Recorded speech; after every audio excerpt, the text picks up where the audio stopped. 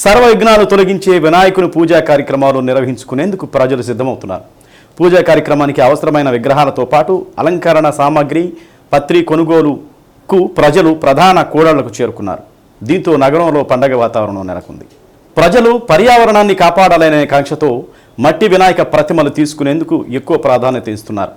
నగరంలోని పలు ప్రాంతాల్లో స్వచ్ఛంద సంస్థలు, వ్యాపార సంస్థలు పర్యావరణ సమతుల్యం కాపాడే వ్యక్తులు ఉచితంగా మట్టి వినాయక ప్రతిమలు పంపిణీ చేస్తున్నారు.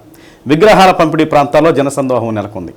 దామోదరం సంజీయ కూరగాయల market, Lawyerpet Nellore bus stand, trunk road, పాత మార్కెట్టు, మంగమూరు రోడ్డు ప్రాంతాల్లో చుట్టుపక్కల గ్రామాల నుండి పూజకు ఉపయోగించే పత్రిని అమ్మకాలు జరుపుతున్నారు. అధిక ధరలు ఉన్నప్పటికీ వినాయకుని పూజించేందుకు పూజా సామాగ్రికి పోటీపడి కొనుగోలు చేస్తున్నారు.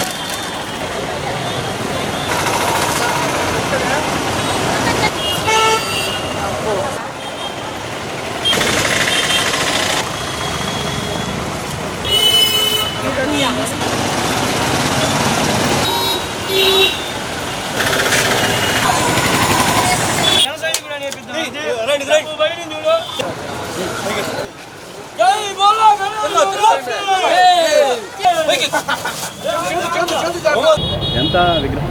ఇది 13,000 సార్. ఎన్ని రోజులు చేస్తున్నారు విగ్రహం? అది వాళ్ళు డిసైన్ బట్టి 7 రోజులు కావచ్చు, 8 రోజులు కావచ్చు. 7 రోజులు, 7-8 రోజులు. 7 రోజులు 8 రోజులు సంబరం బాగానే ఉంటుంది. కల్చరల్ ప్రోగ్రామ్స్ అవి ఏం లేవు సార్. లాస్ట్ రోజు ఊరేగింపు రోజు బాగా జరిగిద్ది. ఈలోపు అన్నదానం అని ఏదోటి అందరం కలిపి పెట్టుకుంటాం. వర్షాలు పడినా దేవుడు ఆపుతాడుగా, అది ఇబ్బంది ఏం లేదు మాకు. వర్షం పడినా కానీ మరుసటి రోజు ఏం చేసుకుంటాము. నార్మలే, మరి అంత గిరాకీ ఏం లేదు, నార్మల్గానే ఉంది, ఇబ్బంది ఏం లేదు. అది వాళ్ళకి లాసు లేదు, మాకు లాసు లేదు. ఈ సంవత్సరం చాలా గ్రాండ్గా ఉంటుంది అన్న. మా నాయకుడు డిప్యూటీ సీఎంగా గెలుచున్నాడు. ఆయన అధికారంలో జరిగే ప్రతి ఒక్కటి చాలా గ్రాండ్గా చేస్తాం. ఎంత 4 రోజులు అన్న. కరెక్ట్గా మంగళవారం రోజు మార్నింగ్ తీసుకెళ్తాం. 3వ రోజు ముందులో జరుపుతాం, కొంచెం 4వ రోజు తీసుకెళ్తాం. నాకు చాలా బాగుంటుంది అన్న. ఈసారి డీజే కానీ, కోలాటం కానీ అన్నీ మా నాయకులు రియాజ్ అన్న కానీ, రాంబాబు గారు అందరూ వస్తారు. చాలా గ్రాండ్గా చేస్తాం ఈసారి. కందులూరు అన్న.